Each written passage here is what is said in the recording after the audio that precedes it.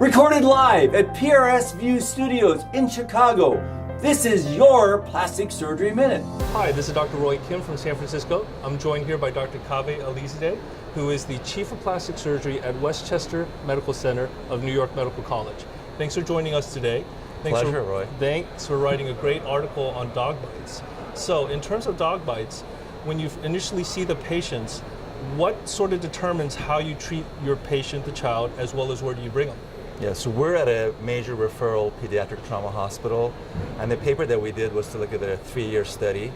And these are mostly patients that were treated at a community hospital or urgent care, and the level of care was so complex that they were referred to us. Mm-hmm. So it's really looking at that particular experience, and what we found was that a lot of these children were unfortunately pre-grade kids between the age of 5 months to 6 years of age. And the majority of these kids also had head and neck injuries. Because if you can imagine, the kids are low to the ground. They're cute, but they're low to the ground, so they're getting a lot of head and neck injuries. And if they're not being addressed primarily, then they end up being referred to our center.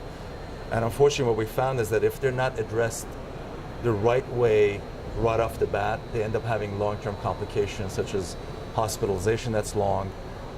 We looked at the economic burden, which is huge. So really, what we found out was that it's best if you have a complicated dog bite injury to take them to a plastic surgeon at the right hospital to get that initial care to be the right care. Gotcha. So if you could give us details. So when we see, or a doctor out there sees, a child who has a dog bite, how would you initially manage that patient?